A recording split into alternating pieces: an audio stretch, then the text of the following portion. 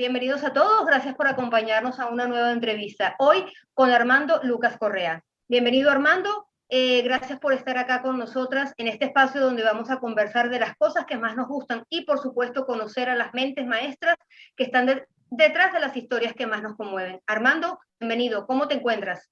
Muy bien, gracias por invitarme. No hay nada más divertido que hablar de libros. Por supuesto. De acuerdo. Bueno, y ahora, para conocer un poco mejor a nuestro invitado, voy a hacer una breve biografía de Armando Lucas Correa, que tiene una licenciatura en Teatrología y Dramaturgia del Instituto Superior de Arte de La Habana. Cuenta con más de 20 años de experiencia profesional en los que ha sido crítico de teatro y danza, reportero en el Nuevo Herald de Miami, hasta ser hoy día editor en jefe de la revista People en español, que es la revista hispana de mayor circulación en Estados Unidos.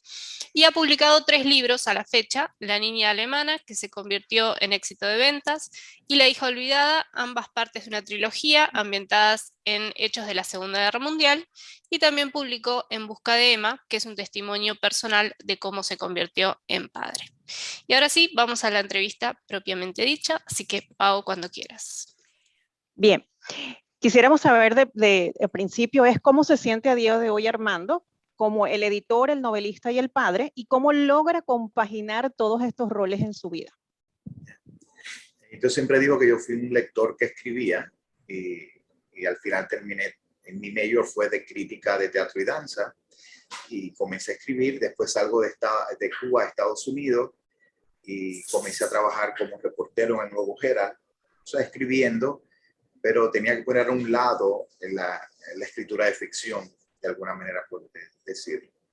Y me concentré en el trabajo. De ahí estuve 5 años trabajando para el Herald, abrieron People en español, y yo comencé como escritor principal.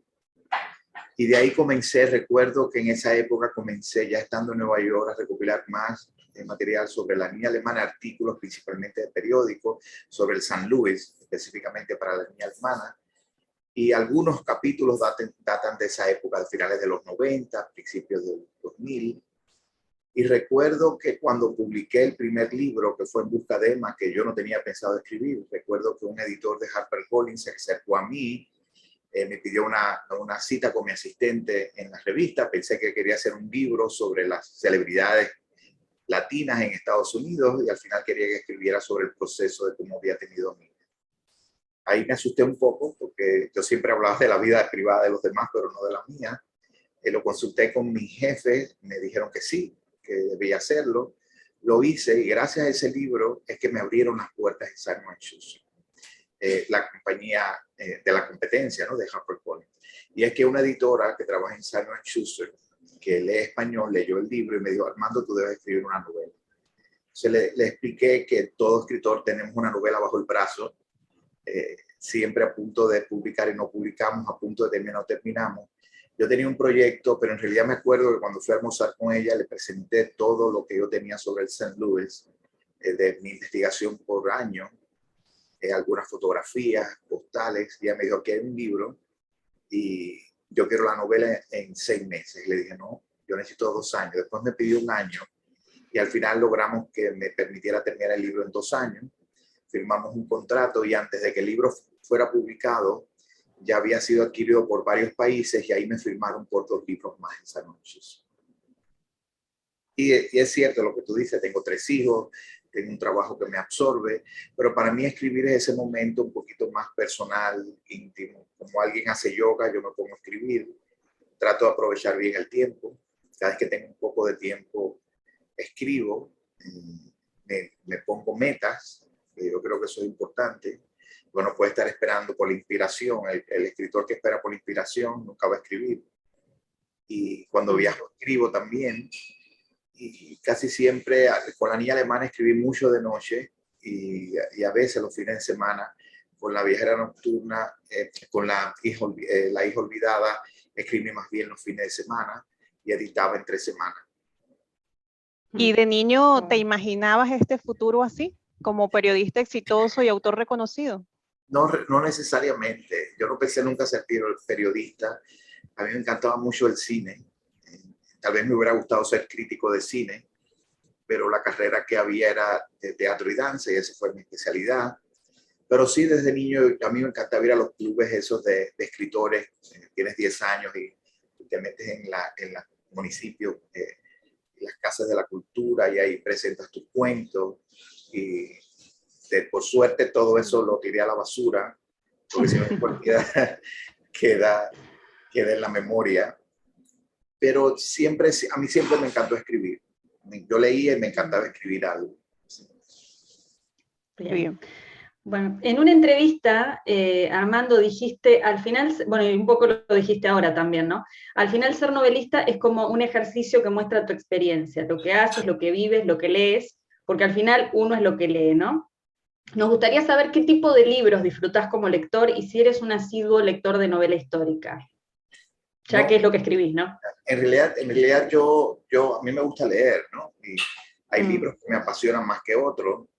Por supuesto que cuando tú estás escribiendo, tú no estás pensando que estás haciendo una novela histórica, porque en el caso de La niña alemana, yo recuerdo que uno de los primeros capítulos era el padre que salió un día de un pueblo pequeño de Connecticut, tomó el tren, se bajó en Grand Central, tomó el subway y ese día nunca regresó. Fue el martes 11 de septiembre, ¿no?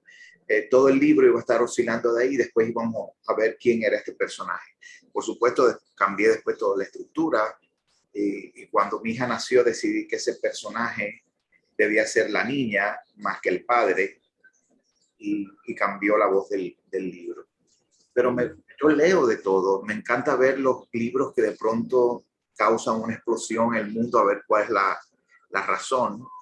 Y te digo la verdad, las novelas históricas sí que estuve leyendo fue porque cuando entregué mi libro, la gente se parece a La ladrona de libros, se parece a The Nightingale. O sea, si les gustó The Nightingale, les va a gustar The German Girl, ¿no? Me acuerdo que decían eso. O si no, si a usted le gustó La luz que no puedes ver, te vas a enamorar de La niña alemana. Entonces, tengo que leerme esos libros porque de pronto alguien me lo va a preguntar. Y La luz que no puedes ver me fascinó. Es uno de mis libros favoritos. Ahora me compré el nuevo que salió de él. Y ya lo empecé a leer. Me parece un poco infantil al principio, me imagino que de otra vuelta. Pero leo de todo. Recientemente leí a Coetzee, Grace, ¿cómo es que se llama en español? No sé en español. Pero bueno, me fascinó y entonces decidí comprarme todo lo de él. Me encantó Hamnet de Maggie O'Farrell, no sé si la leyeron, ya está en español también. Y trato de leer todo lo que viene, la no ficción que leo tiene que ver relacionada con lo que estoy escribiendo. Es muy raro que yo lea algo de no ficción que no esté relacionado con lo que estoy escribiendo. Y lo único que sí no leo son libros de autoayuda. Es lo único que tiene que ser que algún amigo lo haya escrito y de pronto me pide, ¿no? Que lo lea y me lo manda y entonces lo leo. Pero me dan mucho estrés, me dan ansiedad los libros de autoayuda. Bueno, igual nos has dado un montón de recomendaciones, así que, bueno, ahí tiene la gente para anotar. Muy buenos libros. Muy buenos libros realmente. Bien, hemos visto que te encanta que el lector vea, sienta y huela los espacios literarios por los que nos gustaría saber cómo es tu proceso creativo para que tus libros tengan esa agilidad narrativa casi cinematográfica. Mi carrera fue teatrología, dramaturgia y de alguna manera yo aprendí mucho al sentido del ritmo y de la acción dramática y a veces yo creo que yo construyo los libros como si fuera una obra de teatro.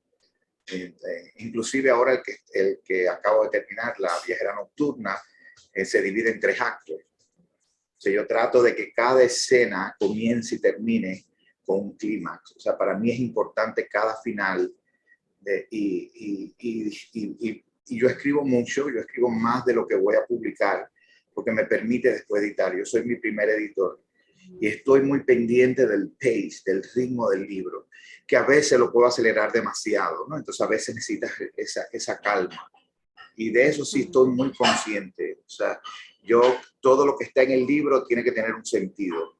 No me gusta que haya algo que no tenga ningún sentido y que flote solo por mi placer de haberlo escrito.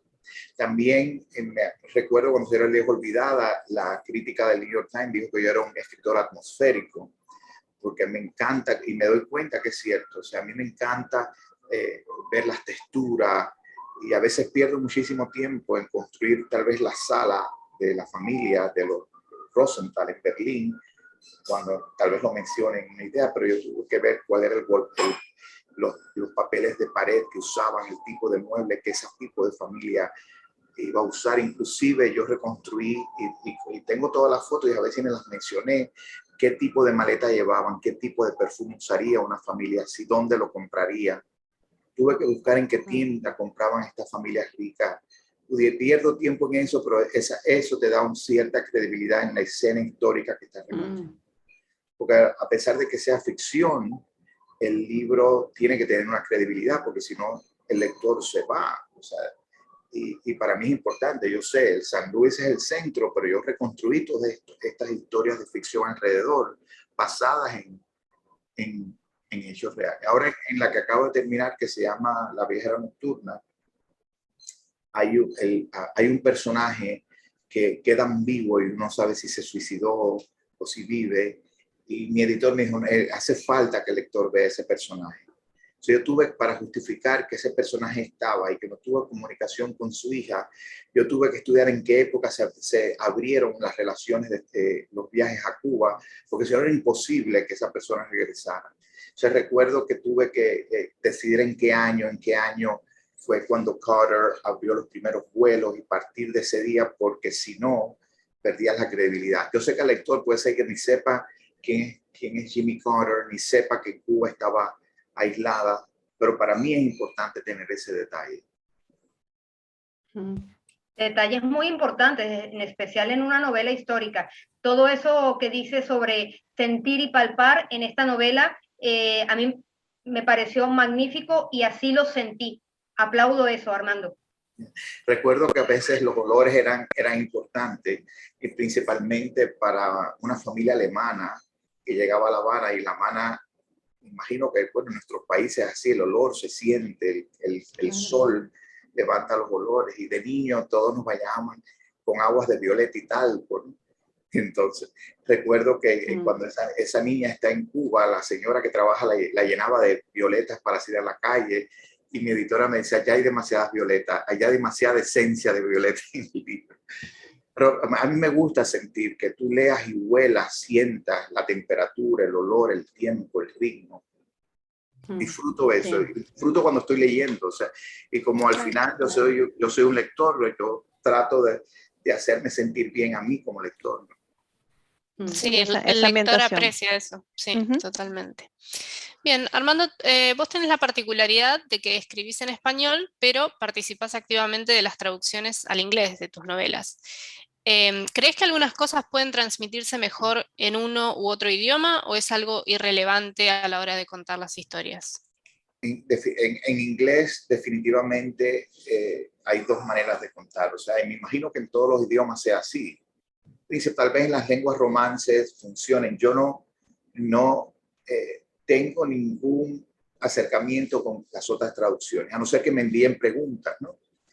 Y recuerdo que, por ejemplo, en La Hija Olvidada hay un término que es la guerra falsa, la Troll de guerra, que se llamó a ese periodo en que ocupan los nazis, pero no hay guerra y no se ha disparado un tiro. Y yo sé que en cada país hay un término. Me acuerdo cuando los traductores daneses estaban buscando y tradujeron literalmente del inglés. Yo te aseguro que ese término tiene que existir en tu idioma.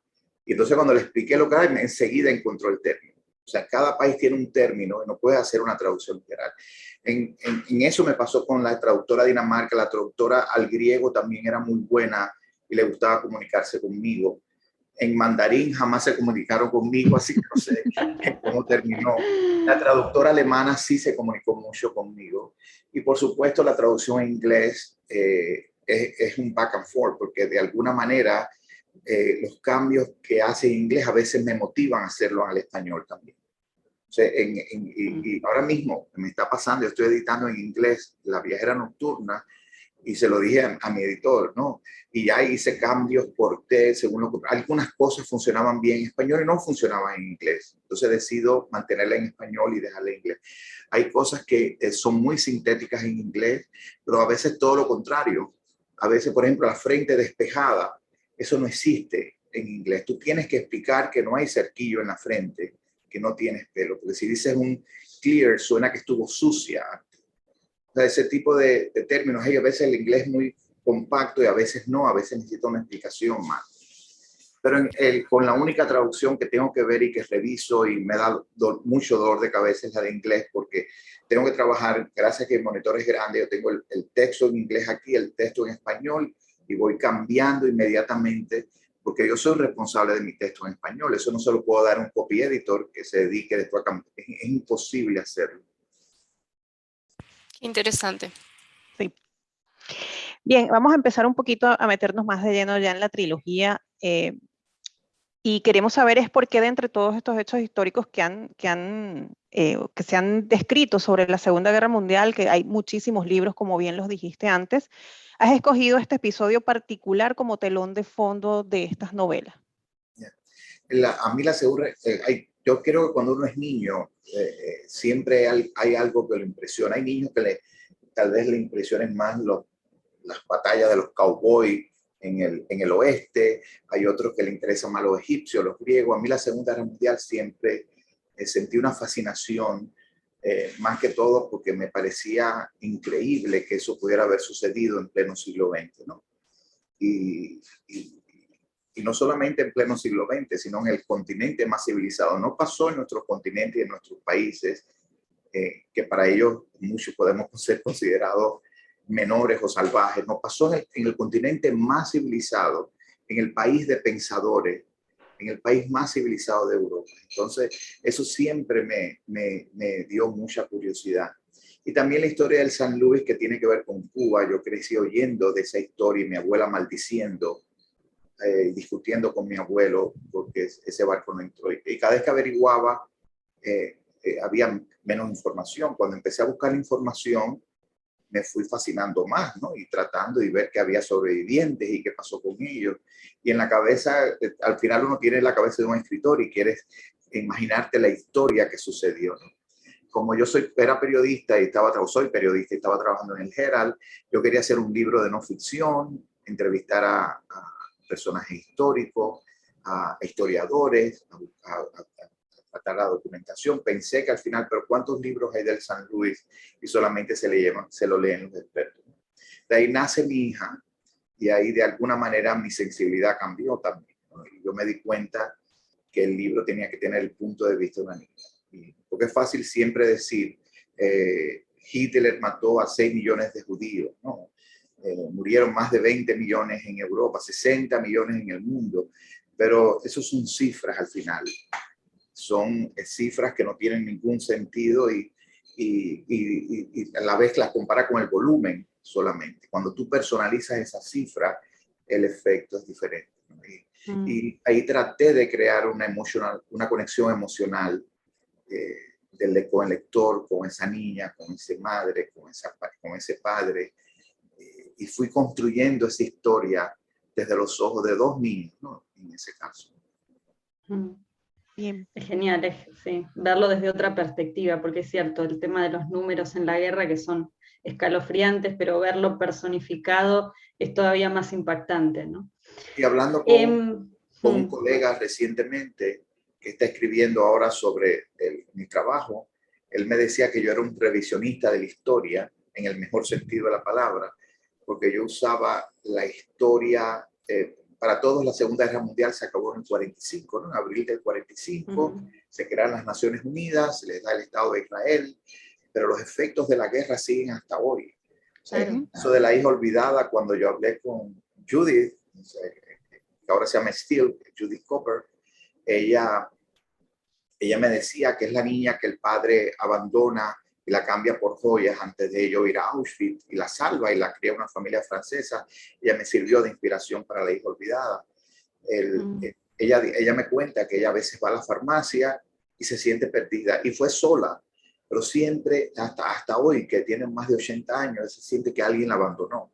Ella fue a Auschwitz con un grupo de amigos, le invitaron a ir porque para ella ese es el cementerio de sus padres, y el despertador no sonó, se demoró en bajar y le dio un ataque de ansiedad pensando que la habían abandonado y se habían ido sin ella. O sea, ella todavía hasta el día de hoy sigue presente, y por eso traté de buscar historias recientes como el septiembre 11 para que uno sienta el sentido de la tragedia. Inclusive mezclo también con la historia de Cuba, porque los nazis yo creo que siguen inspirando, no es que inspiraron, siguen inspirando a todos los dictadores del mundo.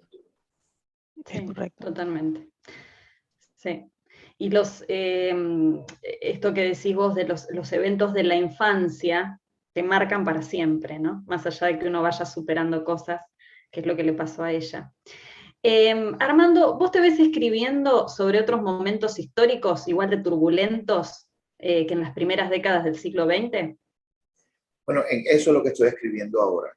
Ahora estoy tratando de enfrascarme y un poco en la inspiración de mi abuela. Mi abuela es hija de inmigrantes españoles que llegaron a Cuba a principios del siglo XX, y estoy tratando de reconstruir, usando el personaje de mi abuela como todo el siglo XX, desde Cuba, Estados Unidos, la guerra en Vietnam. O sea, estoy tratando de abarcar todo y se acaba cuando se acaba el siglo XX. Estoy trabajando, es un poquito ambicioso, y a pesar de que es la inspiración de mi familia, estoy tomando riendas porque a veces la realidad te frena.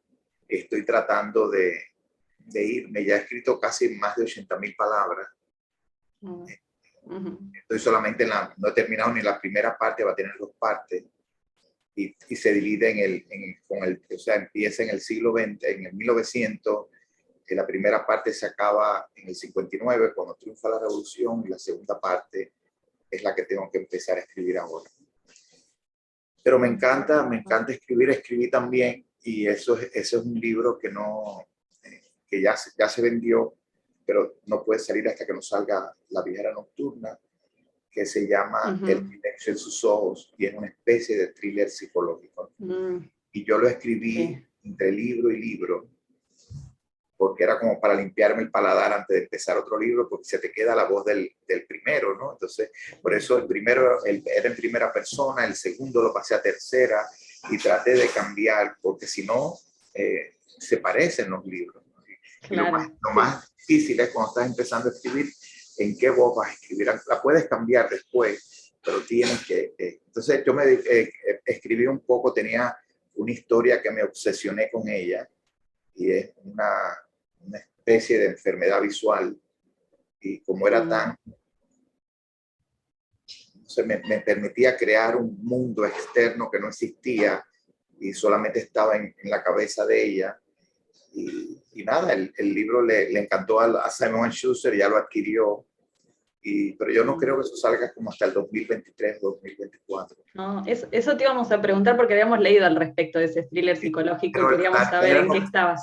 La viajera nocturna sí ya tiene fecha, es 18 de octubre del 2022, y ya la adquirió España y Latinoamérica, así que vamos a tratar de que salga en español y en inglés el mismo día, porque a veces España se atrasa, pero ya firmaron el contrato, y eso me pone contento, porque además yo trabajo muy bien con los editores de España y de Random House, a pesar de que yo soy Simon & Schuster. Eso me tiene... Bueno, te vamos a tener que volver a llamar cuando salga el tercero de la trilogía, por supuesto. Sí. Y recuerden, lo de la trilogía fue más bien de mercadeo. Yo no estaba escribiendo libros, puede ser que aparezca un cuarto. De alguna manera estos 3, porque los llamaron trilogía, yo trato de que haya un pequeño enlace con cada uno de ellos, ¿no? Y por ejemplo, el primero es el San Luis, en el segundo saben que hay un personaje, el de Viera, que tiene una conexión con el primero. En el tercero se menciona el San Luis, los personajes no se entrelazan. Entonces yo siempre trato, y tal vez todos mis libros tengan un enlace, ¿no? Y casi siempre el presente pasa en mi barrio, en Nueva York. Y ya a veces me da pena ya decir, porque es mi mundo, es mi apartamento, es la esquina. Y yo vivo en un barrio que se llama Morningside High, en Manhattan, y aparece la niña alemana porque es donde vive Ana en el presente, es donde vive la francesa, es donde vive Lía en El silencio en sus ojos. O sea, el apartamento ha estado presente en la viajera nocturna. Creo que no hay nadie que viva en este apartamento. Quisiéramos saber, porque nos gusta todo lo referente a este periodo histórico, ¿qué elementos distintos consideras que traes a la mesa tus novelas, por supuesto, con respecto a otras de este género histórico en particular? Algo muy particular de tus novelas. Yo creo que, y sin proponérmelo, o sea, acuérdense que yo empecé a escribir del San Luis, pero cada vez que lo promoví, cuando lo estaba promoviendo en Australia, me di cuenta un poco más que yo trato de rescatar historias de la Segunda Guerra Mundial, y eso me lo mencionó alguien en una presentación, que tendemos a olvidarla o preferimos ponerlo a un lado porque siempre es mucho más fácil decir Hitler mató a 6 millones de judíos, pero cuando piensas que la tragedia estuvo involucrado el resto del mundo, estuvo involucrado Cuba, Canadá o Estados Unidos, en el caso de la olvidada Francia, entonces preferimos mantener eso, porque si no banalizamos el resto, ¿no? Pero si te pones a pensar en La hija olvidada, la masacre de Oradour-sur-Glane, fue orquestada por los SS, pero quienes la ejecutaron fueron los gendarmes franceses. O sea, todavía hay uno vivo que están tratando de llevar a juicio, tenía 18 años en ese momento, pero todos eran gendarmes franceses. Ok, recibieron órdenes, siguieron órdenes, pero fue parte de los franceses, ¿no? Y cuando sucedió lo del famoso velódromo de París, que metieron, ¿cuántos? 600,000 judíos y después los deportaron a todos y muchos murieron en el velódromo. Esa ejecución no hubo un solo alemán. O sea, fue la policía francesa la que tomó esas medidas. Entonces, esa historia preferimos no mencionarlas mucho. En el caso del San Luis es lo mismo. O sea, Cuba les negó la entrada después de haberle dado un permiso de desembarque. Estados Unidos, cuando todos tenían visa estadounidense, no les permitió porque la cuota estaba llena y tenían que esperar la lista de espera. Y Canadá los rechazó también. Si uno entra a la biblioteca de Roosevelt, él indica de que él nunca los devolvió a Alemania, que él los envió a Europa, y eso no es cierto, porque ellos no lograron refugio en los países que los recibieron, como Bélgica, Francia, Inglaterra, hasta que estaban cerca de las Islas Azores, o sea, estaban más cerca de Europa que de América cuando recibieron el refugio y recibió el capitán el cable de que iban a ser recibidos. Entonces son siempre procesos históricos que uno trata de poner a un lado. Y en La viajera nocturna yo uso lo que es la eugenesia, creo que se dice en español, que Hitler se inspiró para todas las leyes raciales. Además tenía ese libro, yo compré esa edición de la década del 20, que circuló en Alemania también, de unos estudios de eugenics que hicieron unos doctores en Pasadena, en California. O sea, todos los estudios de las leyes raciales y de la pureza racial y la pureza de mente se inició en Estados Unidos. Y muchos que le llamaban imbéciles, ¿no? Los imbéciles, los secuestraban y los condenaban y algunos los ponían a morir. O sea, eso se ejecutó aquí hasta la década del 50, más de 40,000 que tenían daños físicos, mentales, fueron ultimados hasta la década del 50, que esas leyes existían. Y eso se creó en Estados Unidos, pero todo el mundo dice las leyes de limpieza racial de Hitler, pero las leyes de limpieza racial de Hitler surgieron en Estados Unidos y también en Londres.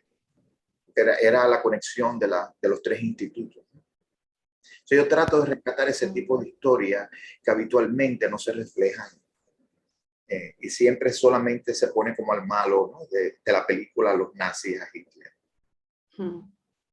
Sí, ya que quedó de malo, ponerlo un poquito más malo no es tanto, ¿no? Bien, y hemos leído que viajaste a los lugares en los que ambientaste La hija olvidada. ¿De qué manera crees que esto enriqueció la trama? ¿Y consideras que es necesario para darle verosimilitud a la ambientación? A ver, con la niña alemana yo no viajé hasta que yo no terminé el libro. Por supuesto, la realidad cubana es mía. Ya yo había ido en el año 88, había ido a Berlín, pero no era suficiente. Pero yo no quería ni hablar con los sobrevivientes, ni viajar a estos lugares, porque yo quería que sonara, el libro se leyera como un cuento de hadas, ¿no? Como algo onírico desde el punto de vista de una niña que va a cumplir 12 años. Por eso ahí no se menciona nazis, lo llama ogros, y se vive en una pararrealidad, en un poquito fantasiosa de la niña. Yo no quería hablar tampoco con los sobrevivientes porque yo quería que mi libro sonara de ficción y tenía miedo que al hablar con ellos me esclavizara a la realidad y a la historia de ellos, ¿no? Por supuesto, me leí todos los diarios que muchos de ellos publicaron, leí muchas entrevistas que le hicieron, pero yo me negué a hablarlo hasta que el libro se fue a imprenta. Y, por ejemplo, cuando viajé a Berlín, que ya el libro iba para imprenta, a mí me recibió un scout que trabajaba para Simon & Schuster, que además era española, alemana, judía, y sus padres habían huido también en la década del 40 al Perú, terminaron en España. Y ella me dijo y le di a revisar la parte de Berlín porque quería ser preciso, porque recuerden que en esos países las calles siguen teniendo el mismo nombre, los edificios tal vez algunos desaparezcan o no, pero el mapa de Berlín es el mismo durante todo el siglo XX. Y ella me dijo, lo único que yo mantuviera, el punto de encuentro de Leo y Hannah, hacerlo en un edificio que todavía existe y que no fue destruido durante los bombardeos, porque así la mentalidad del alemán, ella me lo dijo más para el lector alemán, tenía esa referencia de ese edificio que además todavía está en batalla legal porque los herederos judíos lo están reclamando. Entonces, eso fue lo único que cambié. Yo traté de medir que de Leo y Hannah caminando de punto A a punto B o corriendo en medio de Berlín fuera lógico, pero yo tenía mapas antiguos, yo inclusive yo tomé las fotos del edificio y el número que yo decidí que iba a vivir Leo. O sea, pero yo lo había decidido de antemano y entonces tomé esa foto donde vivía Hannah, el cementerio donde se reúnen. O sea, pero ya yo esa historia la había visto. Por supuesto, yo viajé a Hamburgo, fui al punto donde salió el San Luis. Como usted comprenderá, no queda nada de aquella época. Y fui hasta Auschwitz. Y las escenas de Auschwitz son pequeñas en el libro. Y fui también a Le Marais y me quedé en el hotel donde supuestamente se quedaba el padre de Hannah cuando lo mandaron a Francia y me quedé en el Athlon. Yo pagué una habitación en el Athlon donde no con vista a la puerta de Brandeburgo, porque si no me hubiera arruinado, pero quería ver la fuente de los elefantes, o sea, y además todo eso se destruyó con la guerra, eso se volvió a reconstruir, pero yo lo hice más para mi paz mental y porque lo disfruto, ¿no? Con La hija olvidada sí decidí hacer lo contrario y me ayudó muchísimo, porque yo sí visité Orador sur Glane al principio, ¿no? Yo tenía unas postales, había leído de allá de todo, y cuando estaba escribiendo yo quería ir y cuando fui fue importante, porque cuando tú ves las imágenes y ves la destrucción, tú te imaginas que fueron unas cuantas calles, una iglesia que se quemó, pero cuando llegas al lugar la dimensión de la tragedia es mucho mayor. Es un pueblo lo que ellos quemaron con la gente viva dentro. Entonces, estamos hablando de calles y calles y plazas, o sea, no, y yo siempre en mi mente pensé en una iglesia, la clásica plaza con iglesia que tenemos en nuestros países y un par de, no, era una ciudad entera. Y después verla reconstruida a la derecha te das cuenta de la dimensión de la tragedia. Después ver el cementerio donde están todos los restos, es un cementerio de un pueblo. Y eso para mí fue importante. Me imagino, no me imagino lo que debe ser es estar en Auschwitz. Yo siempre he querido ir, tengo la firme certeza que algún día voy a ir, pero no sé qué voy a sentir. Auschwitz, tú dices. Sí. Es impresionante porque mira, Auschwitz son dos campos, ¿no? Está el campo que es casi entrar como un aeropuerto que te revisan ¿sabes? Pasas detectores de metales, tienes que tener una cita y ahí es donde están, ¿sabes? Las toneladas de pelo, los zapatos, tú puedes ver los campos de tortura, las celdas, ¿no? Pero tú entras ahora y es muy raro porque es como un campo como Disney World, o sea, el césped controlado, las guardias controladas, y como eso está en Polonia, casi todo es sobre la memoria de los polacos que murieron allí. Pero cuando vas al otro, al que es libre, que es Parkenov, ¿no? que ese es donde está la estación de tren y la famosa línea, donde están los crematorios, eso casi está en ruina, eso es aplastante. Ahí cuando uno llega, ahí tú te das cuenta de eso. Y entrar a una cámara de gas, aunque está destruida, ese espacio tienen los albergues, los baños, ahí sí te impresionas porque es como el abandono y es la soledad. Y entonces tú puedes, ya por supuesto todos los crematorios están destruidos, pero tú ves la estructura del crematorio. Ese sí para mí fue impresionante. Definitivamente. Bien, con respecto al título, ¿no? Las cuatro debatimos mucho en referencia al título de La hija olvidada, ¿no? Y queríamos preguntarte, ¿quién es definitivamente la hija olvidada? Para algunas era Liz, para algunas era Viera, para algunos Daniel inclusive, o más bien es un homenaje a todas aquellas niñas que en su momento también fueron separadas de sus padres en esta época. Mira, si tú te pones a pensar, una de las más olvidadas es Daniel. Para mí, a pesar de que tú siempre sabes que la que tú quieres que se olvide y que su pasado sea la niña, ¿no? Que termine en Cuba. Pero para mí Daniel es uno de mis personajes favoritos y es un personaje que se queda inconcluso y que te dan ganas de seguir viendo más qué pasó con ella. Y como está inspirada también en un personaje real, yo quería dejarlo lo más ambiguo posible, porque Daniel se vuelve un monstruo en la vida real.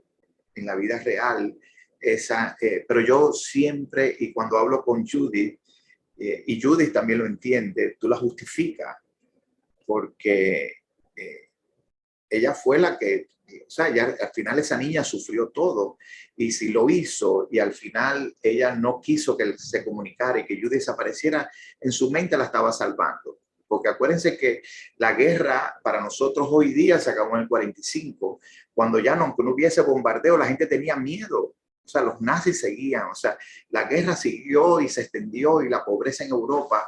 Y por eso muchos de los refugiados judíos que llegaron a Cuba no se integraron, no quisieron ser más judíos con el miedo que eso volviera a suceder. Yo pienso que ese olvido de Liz, de alguna manera, es una manera de salvarla.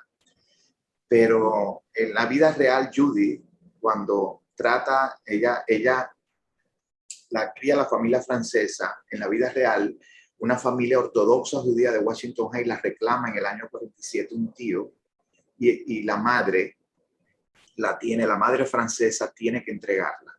Y para Judy esa es la gran pérdida, porque ella era muy chiquitica con los padres alemanes, inclusive ella no hablaba alemán, ella hablaba francés, y todavía habla francés, porque ¿qué edad tenía? 3 años y medio cuando los padres la entregan a la mamá francesa, y esa pérdida para ella no se recuperó. Criarse con una familia ortodoxa, con 2 hijos varones, ella encerrada, ella escribiendo cartas que nunca le mandaron.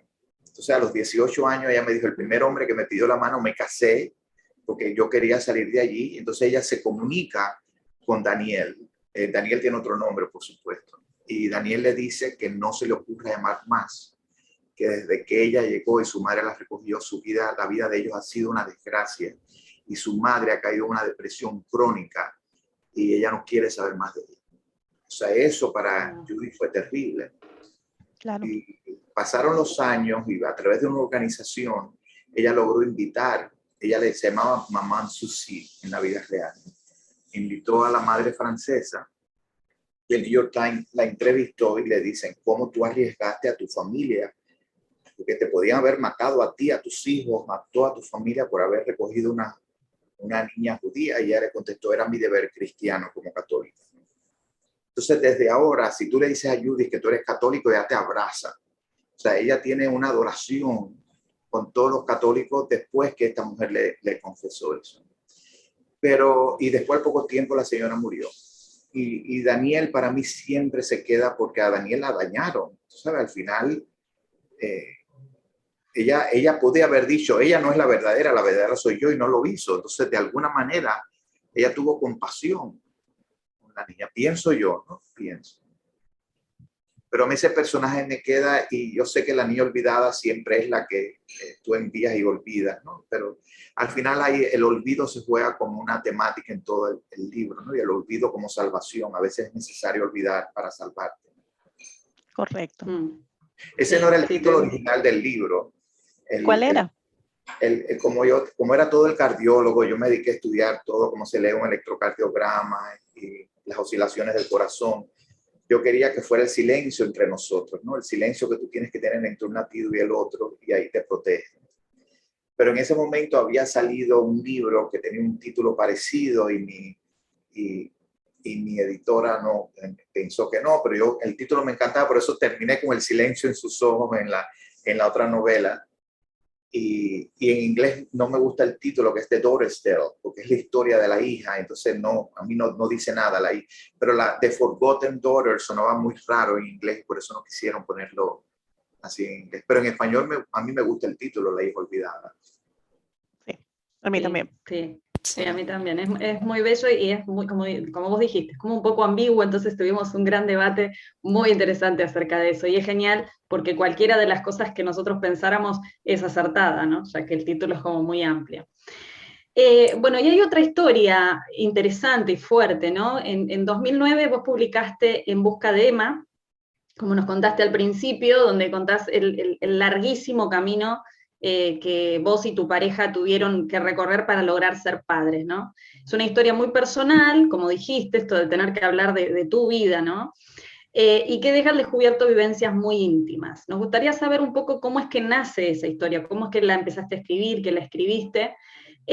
Bueno, y obviamente si querés hablar un poquito de esa historia para la gente que por ahí está viviendo alguna situación similar y para los que no, que también nos resulta muy interesante tu recorrido.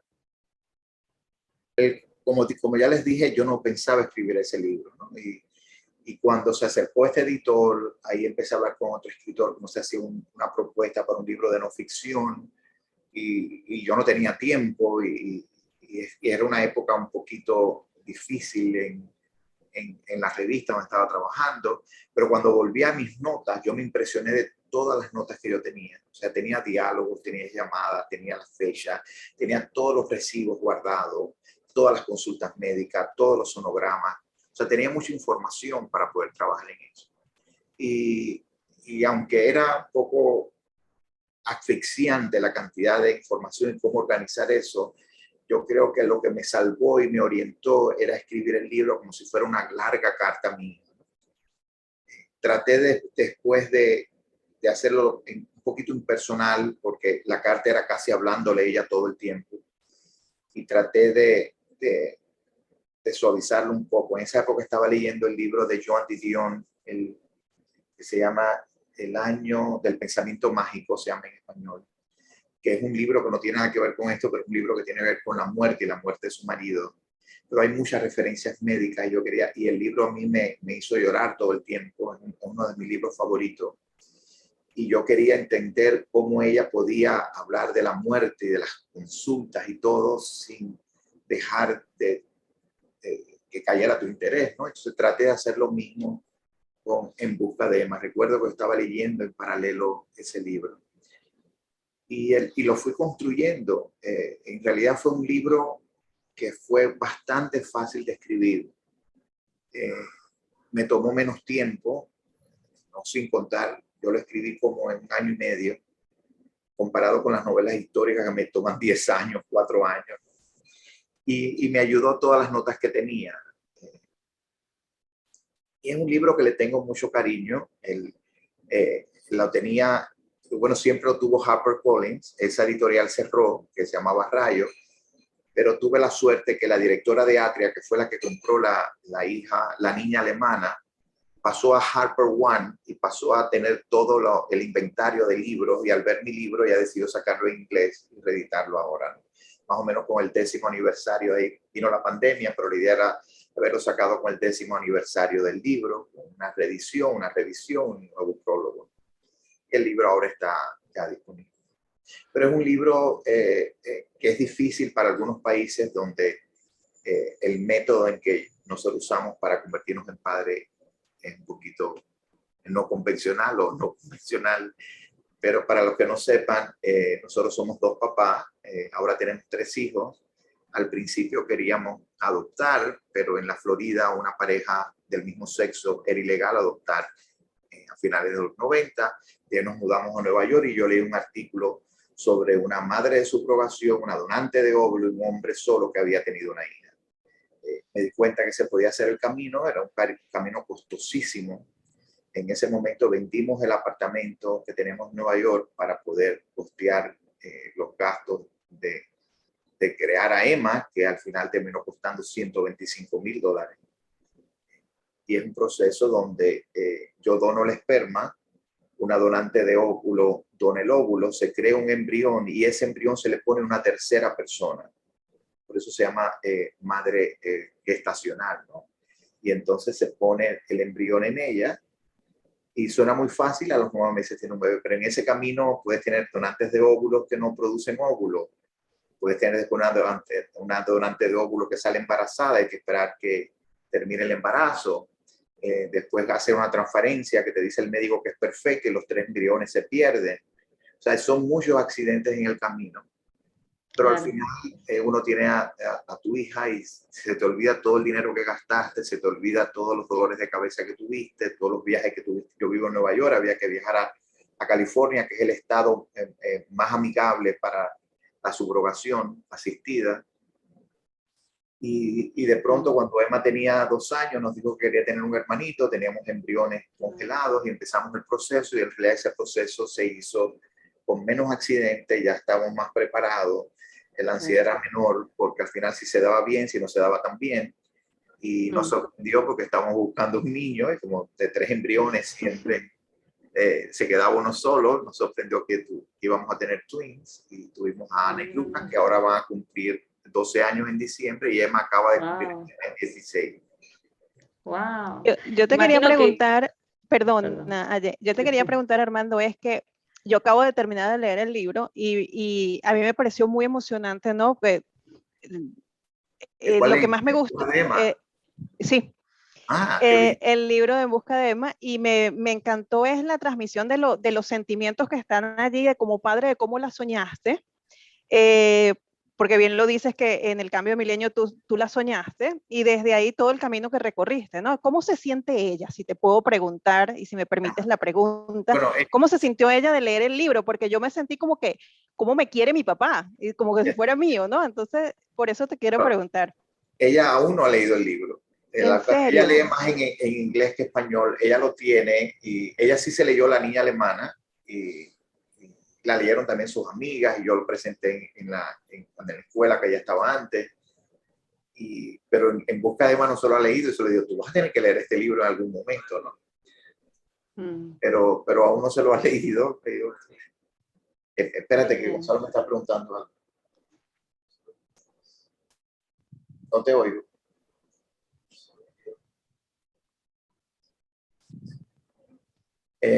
Él me está diciendo algo, lo dice muy bajito. Tienes que decirlo más fuerte.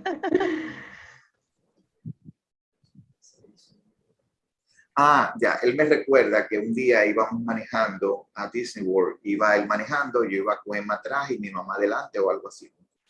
Y en el camino estábamos hablando, él tenía a su mamá en Cuba en ese momento, yo tenía a mi mamá, estábamos hablando y ella preguntó, ¿y quién es mi mamá?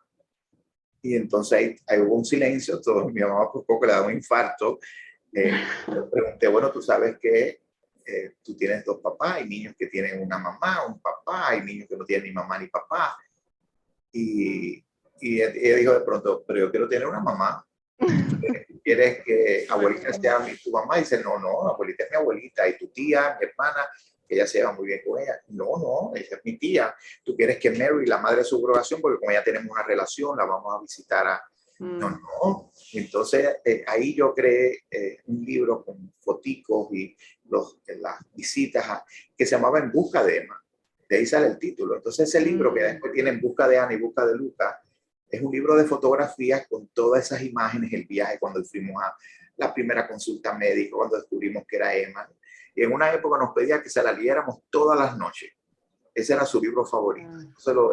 En ese sentido, cuando era chiquitica, le fascinaba que le leyéramos En busca de Emma. y nos decía que era su libro favorito. Ahora que lo tiene ya y que lo tiene en inglés, vamos a ver qué día lo va a leer. Sí, es que es toda una experiencia también, leer el libro incluso, ¿no? Y conocer todo tu pasado, cómo llegó ahí, no sé, debe ser súper interesante. Ese libro en realidad es demasiado emocional. La primera vez que lo fuimos a presentar, Gonzalo y yo, a un show nacional, terminamos llorando. Y la presentadora dijo, y fuimos con Emma chiquitica y Mary la invitaron a Sol, porque embarazada de los twins. Y casi todo el show lo pasamos llorando. Entonces, la primera vez que presenté el libro en la Feria del Libro de Miami, era mandatorio leer un capítulo. Y de pronto me pongo a leer el capítulo y no pude seguir leyendo. O sea, empecé a leer. Después en otra feria igual me invitan en Boston, igual. Y desde ese momento dije que más nunca leo ningún fragmento de mi libro. Principalmente el tema, sé que no lo puedo leer, ¿no? Es que es la experiencia de ustedes y la experiencia en sí fue muy fuerte, entonces es muy loco. De alguna manera yo creo que Emma ayudó al lenguaje de la niña alemana, porque esa conexión del padre, el padre y Lío, el momento, ¿ustedes se leyeron La niña alemana, alguno de ustedes? Sí. Cuando toma la decisión de la cápsula de cianuro en el barco, o sea, todo eso tiene que ver con la experiencia de un padre. Yo creo que la niña alemana está muy influenciada. La viajera nocturna ni La hija olvidada no, porque ya son más literarios, pero la niña alemana yo creo que tiene mucha influencia de En busca de Emma. Sí, seguro. Queríamos también preguntarte, porque siempre nos dejan preguntas, valga la redundancia, nuestros seguidores por Instagram para hacérselas a nuestro invitado, ¿verdad? Entonces, esta es una de ellas. ¿Cómo supera Armando Lucas Correa el bloqueo de escritor? Esa página en blanco que a veces se encuentra. Yo te digo la verdad, yo creo que eso es un mito. Eso es no tener ganas de escribir porque tengas mucho tiempo. Yo me he sentado, no sé qué voy a escribir. Mi cabeza procesa más del tiempo que yo tengo para escribir. Entonces, y eso no digo yo solo, dice Stephen King, lo dicen muchos escritores que tienen experiencia. Para escribir lo único que tienes que hacer es sentarte a escribir. No quiere decir que lo que estés escribiendo es perfecto, pero uno él es mucho más riguroso y mucho más agresivo, y él dice que si tú no escribes 2.500 palabras al día, tú no eres escritor. Yo me pongo como meta 500 a 1.000 cuando estoy en el proceso de escribir. Por supuesto, puedes escribir 2.500 y 3.000, pero si yo hago mis 500 palabras diarias, me siento que he cumplido, ¿no? Pero yo lo único que necesito es tiempo. Necesito cierta paz, o sea, más que un bloqueo mental o no. Si estoy bajo mucho estrés o tengo problemas en la casa o en el trabajo, ya eso es un bloqueo para mí. Pero en realidad no es que me siento con una página en blanco. Por ejemplo, Isabel Allende dice que ella empieza a escribir todos sus libros los 8 de enero porque ya hay 8 de enero que ya no tiene nada que escribir. Yo creo que eso lo dijo de una manera de chiste, porque si tú me preguntaras ahí, yo tengo ahora como 6 novelas que me gustaría escribir, de las cuales nunca voy a poder escribir. Pero son ideas que tengo y lo que me gustaría sentarme, pero yo sí tengo la disciplina que hasta que no terminen una, no escribo la otra, porque si no, no terminas ninguna. Entonces ella contó, creo que no fue en el último, fue en el penúltimo, el de la tormenta de nieve, no sé cómo se llama, Más allá del invierno, algo así, que ella se reunió con una amiga y ahí salió la idea de lo que iba a escribir el 8 de enero. Pero yo no creo en el bloqueo mental. Yo creo en un bloqueo emocional que puedas tener, ¿no? Si estás deprimido, es muy difícil sentarte. Si tienes sueño, te quedas dormido. Si tienes hambre, no puedes escribir. Pero para mí el bloqueo, el bloqueo mental del escritor de la página en blanco, eso no existe, eso es un mito. Okay. Bien. Y también nos preguntaron si es verdad que La niña alemana será llevada a la pantalla. La niña alemana desde el principio tuvo ofertas de productores interesados. En algunos tuvimos reuniones, inclusive viajamos a Santo Domingo. Yo estaba haciendo una presentación a ver dónde los tanques famosos que se filmó Titanic se podía hacer. También después una directora compró el shopping agreement y contrató una escritora. Pero va a ser un año ahorita, en plena pandemia, nos llegó la oferta de Hollywood Camp Production, que ellos han producido 300, o sea, muchas películas exitosas y están ahora haciendo series. para hacer una serie de la película. Hace poco tuvimos una reunión, ahora están buscando un escritor que haga el pilot y se filme. Esos son procesos de años. Ellos tienen 18 meses para presentar el pilot, si no lo tienen que extender o si no lo pierden. Y yo, tú sabes, eso es algo que está en mi cabeza. Yo pienso que sí puede dar una buena película, una buena serie, pero que se produzca o no, no lo puedo hacer. Ahora mi agente de cine, que es diferente a mi agente literaria, está el thriller, lo tiene en oferta, a ver qué sale. Y son procesos muy complejos, pero está firmada para que Hollywood Camp Production la realice. Qué bueno, esperamos Genial. tenerla pronto. Genial. Ojalá. Bien, y esta última pregunta sí es más de esta lectora que está aquí, ¿no? Yo recientemente también soy muy apasionada de la época de la Segunda Guerra Mundial igual, y últimamente leí un libro de Reyes Monforte, no sé si lo has leído, que se llama Postales del Este. Ella nos ofrece al final una serie de estadísticas que me impresionó mucho, porque cito una en particular que decía que el 30%, por ejemplo, de los europeos hoy día reconoce que sabe muy poco o nada de Auschwitz, y 1 de cada 20 europeos no han ni siquiera oído hablar del Holocausto, ¿no? Y más allá, en Estados Unidos, más del 40%, según estudio CNN, tampoco sabe lo que fue Auschwitz. Entonces, mi pregunta es, ¿consideras que los libros como los tuyos y como otros que hay de diferentes momentos de ese periodo oscuro del siglo XX son los que mejor nos ayudan a difundir esta historia para que precisamente no se repita, o la humanidad tenemos muy mala memoria? Bueno, tendemos a olvidar. Yo creo que eso es un recurso que hacemos todos para sobrevivir y solamente recordamos lo que nos interesa. También en las escuelas, aquí no se concentra mucho, se analiza más a los griegos, a la parte del origen de Estados Unidos, de la parte histórica. Mis hijos, por supuesto, ellos saben de Hitler, Alemania, los nazis, porque ellos piensan ya que casi es una obsesión mía, ¿no? Pero, por ejemplo, para mi hija, y por eso es algo que yo quería incluir, lo de septiembre 11, y tú le hablas de los nazis y de la época de Hitler, es como que nos hablara de lo que sucede, de las batallas de hace 3000 años, de los griegos, los egipcios y los esclavos, ¿no? Pero el septiembre 11, sin embargo, y ella nació después de septiembre 11, es algo presente. Ella también es una niña de New York y sabe dónde está el memorial de septiembre 11. Yo quería empatar dos historias que se diera cuenta del nivel de la tragedia. O sea, principalmente para ese tipo de lector de que, y en realidad, si te pones a pensar, la Segunda Guerra Mundial pasó ayer. O sea, es algo súper reciente, todavía tenemos sobrevivientes, ¿no? del Holocausto. Y yo sí pienso que estos libros, inclusive el cine, ayudan más. Cuando tú creas esta conexión emocional con el lector sobre un proceso histórico, tú lo entiendes más. Y es el caso también que pasa con Cuba, que me mencionaba este escritor que está escribiendo sobre mi obra, que permite también entender al lector americano de la ilusión de la izquierda revolucionaria en Cuba, y lo que ha hecho no es más que otra dictadura. Pero es difícil entenderla cuando la ves desde el ojo fantasioso de lo que significó la Revolución Cubana en 59. Pero cuando tú hablas de que es un solo partido, que la religión se vuelve ilegal, y cuando tú mencionas eso en La Niña Alemana, la gente tiene otra perspectiva de esa realidad. Y recuerdo inclusive cuando estaba presentando en Canadá, y Canadá, los canadienses viajan muchísimo, una lectora se me acercó, inclusive me vino a visitar otra a mi oficina aquí en Nueva York, diciendo, no, me da pena ir ahora a Cuba. Y le dije, no tiene que darte pena, lo que tienes que ir con sabiendo lo que estás viendo. O sea, yo no te digo que vayas, no vayas a Cuba, pero no puedes hacerte de una ilusión, porque es muy fácil decir, es contra el imperialismo, se acabó. Pero cuando te pones a pensar, piensen ustedes, si alguno de ustedes tiene una religión, la religión se vuelve ilegal, o de pronto te quiten tus negocios, o no puedes pensar diferente. O sea, porque en Cuba no se analiza tanto el color de la piel, pero si piensas diferente no tienes derecho a existir. Entonces es muy fácil decir la ilusión de esa izquierda. Y yo creo que los libros ayudan a abrir esa perspectiva, aunque sea a una persona, a un lector. Cada lector saca de un libro lo que más le impacta. Entonces hay unos que ven esa historia, otros que ven la historia del barco, el rechazo, otros ven lo que hizo Hitler.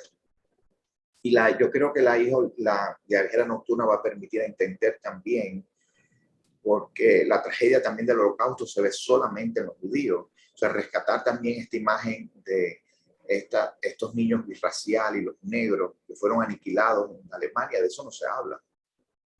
Uno siempre piensa en lo que hizo Hitler, pero cuando te pones a pensar de que todos estos niños birraciales y los 60.000 de negros que fueron exterminados y que no eran considerados ni alemanes y habían nacido ahí.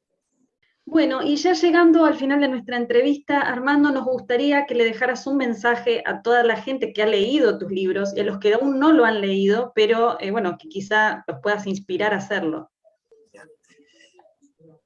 Bueno, los invito a leer La niña alemana, La hija olvidada y pronto La viajera nocturna. Son libros que me tomaron muchos años escribir. Son libros de ficción y, como mencioné, están basados en hechos históricos, y yo soy un escritor obsesivo con la época, los ambientes y como también ustedes dijeron, el sentido del ritmo del libro. Para mí me gusta leer cuando algo me conmueve, son libros que te conmueven, hablan de tragedia, pero siempre hay esperanza.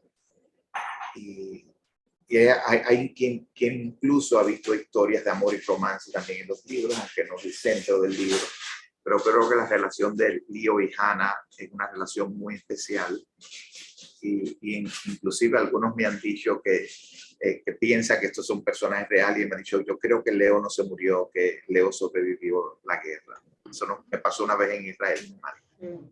Un gran aliciente para que lean tus libros. Así que bueno, como nos tenemos que despedir, le agradecemos a todos los que nos han escuchado y nos van a escuchar en las futuras entrevistas. Por supuesto, suscribirse y darle like a este nuevo video y, por supuesto, seguirnos de cerca para las futuras entrevistas. Armando, nuevamente gracias por acompañarnos y espero que hayas disfrutado gratamente de este momento con nosotras, que pasó volando. Muchas gracias.